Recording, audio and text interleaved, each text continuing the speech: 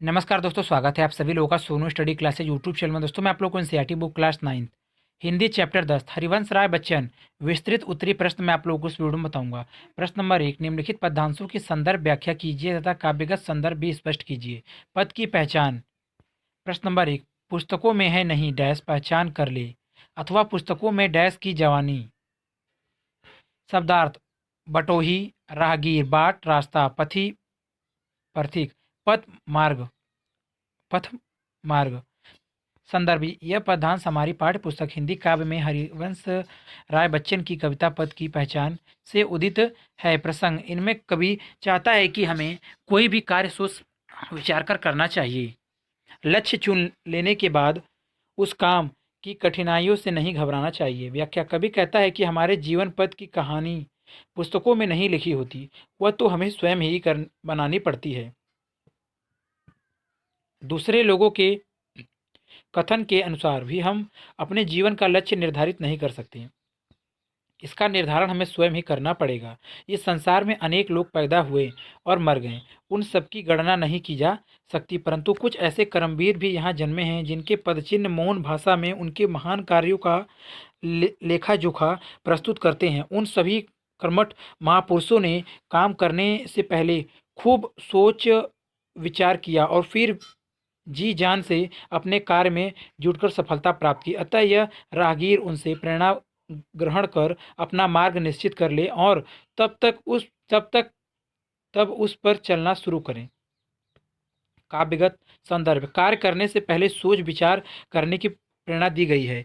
सच्चे कर्मवीर बनने को उत्साहित किया गया है। भाषा सरल तथा खड़ी बोली, शैली गीत शैली, रस शांत, अलंकार, विरोधाभास।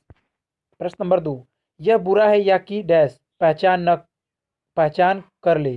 संदर्भ: प्रस्तुत पंक्तियां हमारी पाठ्य पुस्तक हिंदी काव्य में हरिवंश राय बच्चन द्वारा रचित पद की पहचान शीर्षक कविता से उदित है। प्रसंग: कवि बताता है कि विवेक पूर्वक किसी कार्य को चुन लेने पर उसके मार्ग में आने वाली कठिनाइयों या अन्य कारणों से उसे अधूरा छोड़ देना ठीक नहीं है। व्याख्या: कवि कहता है कि विवेकपूर्ण कार्य का चुनाव करने के पश्चात उसकी अच्छाई बुराई पर सोचना व्यर्थ है, क्योंकि उस पथ को छोड़कर दूसरे पर चलना भी संभव नहीं हो सकेगा। कठिनाइयां तो हर मार्ग में होती हैं, इसलिए यह पथी अपने निश्चित कार्य को श्रेष्ठ समझकर उसे तुरंत शुरू कर दे। यह कार्य करते समय तुझे आनंद की अनुभूति होती रहेगी। ऐसा नहीं सोचना चाहिए कि कठिनाइयां तुझे ही उठानी पड़ रही हैं। वास्तविक यह है कि जीवन में जिसे भी सफलता मिली है वह अपने कार्य और श्रेष्ठ समझता रहा है, इसलिए तुम भी अपने कार्य को श्रेष्ठ समझो। सोच विचार करना है तो कार्य का चुनाव करने से पहले किया करो। काव्यगत संदर्भ: कभी व्यक्ति को चुने हुए कार्य में तन मन से जुट जाने की प्रेरणा देता है। भाषा सरल, सुबोध, खड़ी बोली, शैली प्रभावपूर्ण, गीत शैली, रस शांत, शब्द शक्ति, लक्षणा, अलंकार, अनुप्रास। प्रश्न नंबर 3, है अनिश्चित किस डैश पहचान कर ले, अथवा है अनिश्चित डैश सुंदर मिलेंगे। शब्दार्थ: सरिता, नदी, गहन, गुफा, सर, बाण, आन, प्रतिज्ञा, बाट, मार्ग। संदर्भ: प्रस्तुत पदांश हमारी पाठ्य पुस्तक हिंदी काव्य में हरिवंश राय बच्चन द्वारा रचित पद की पहचान शीर्षक कविता से उदित है। प्रसंग: इनमें कवि जीवन पथ में आने वाले सुख दुखों के प्रति सचेत करता हुआ मनुष्य को निरंतर आगे बढ़ते रहने की प्रेरणा दे रहा है। व्याख्या: कवि कहता है कि हे जीवन पद के मुसाफिर, यह नहीं बताया जा सकता है कि तेरे मार्ग में किस स्थान पर नदी, पर्वत और गुफाएं मिलेंगी। तेरे मार्ग में कब कठिनाइयां और बाधाएं आएंगी, यह नहीं कहा जा सकता।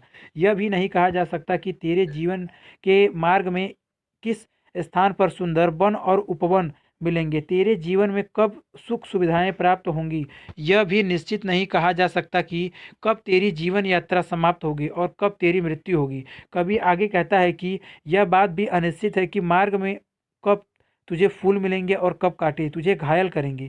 तेरे जीवन में कब सुख प्राप्त होगा और कब दुख, यह निश्चित रूप से नहीं कहा जा सकता। यह भी निश्चित रूप से नहीं कहा जा सकता कि तेरे जीवन मार्ग में कौन परिचित व्यक्ति मिलेंगे और कौन प्रियजन अचानक तुझे जोड़ जाएंगे। यह पार्थिक तू अपने मन में प्रण कर ले कि जीवन की कठिनाइयों की परवाह न करके तुझे आगे बढ़ते जाना है। जीवन आगे जाना है। जीवन पद के यात्री, तू पथ पर चलने से पूर्व जीवन में आने वाले सुख दुख को भली भांति जानकर अपने मार्ग की पहचान कर ले। काव्यगत संदर्भ, कवि ने जीवन में आने वाली कठिनाइयों के प्रति मानव को सचेत किया है। भाषा सरल खड़ी बोली, भाषा शैली प्रत्यात्मक वर्णात्मक, रस शांत, शब्द शक्ति लक्षणा, अलंकार अनुप्रास रूपक। प्रश्न नंबर 4, कौन कहता है डैश कर ले?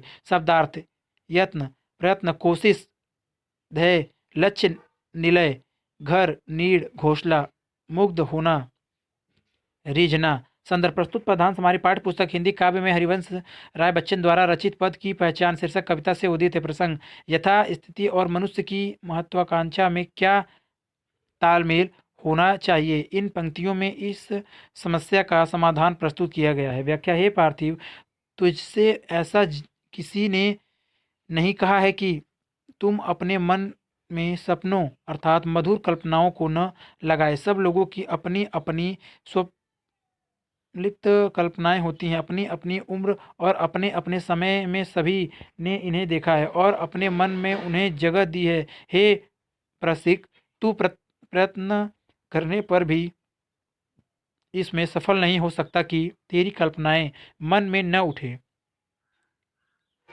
यह स्वप्न, यह कल्पनाएं व्यर्थ नहीं होती, इनका भी अपना लक्ष्य या ध्येय होता है।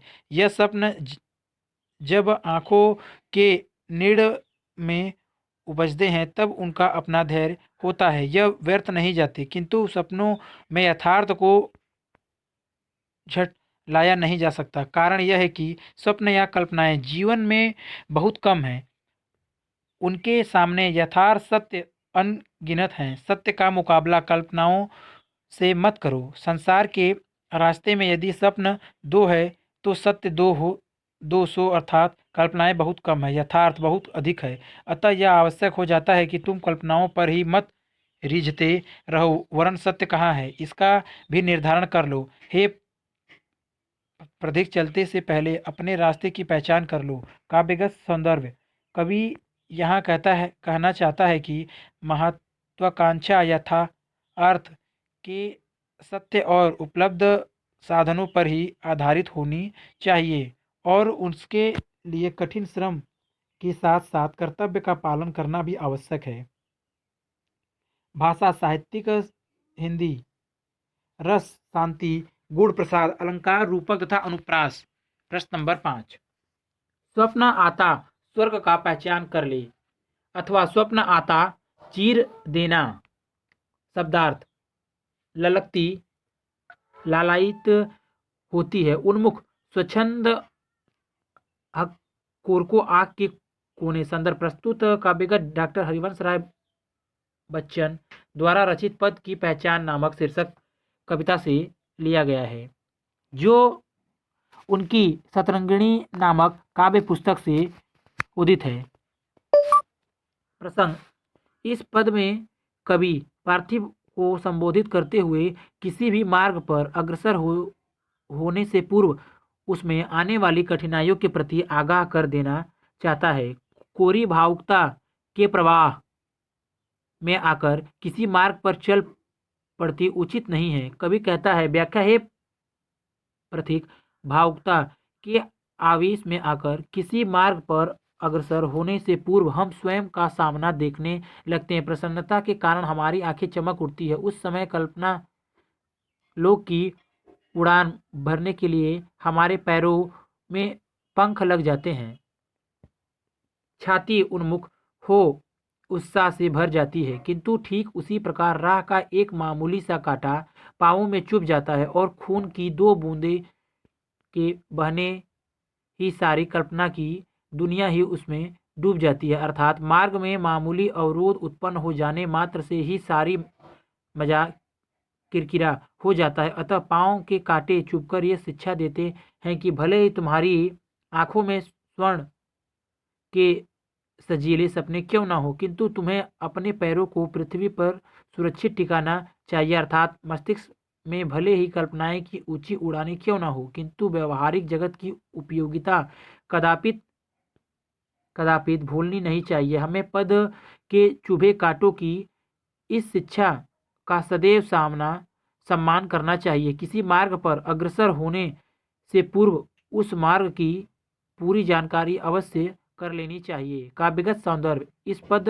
में कवि ने एक जीता जागता जीवन दर्शन प्रस्तुत किया है। लाक्षणिक प्रयोगों के कारण काव्य की भाषा ओजपूर्ण एवं प्रभावशाली बन गई है। अगर वीडियो अच्छी लगी तो वीडियो को लाइक करें, शेयर करें, कमेंट करें और नेक्स्ट वीडियो के लिए चैनल को सब्सक्राइब जरूर करें। Thank you for watching.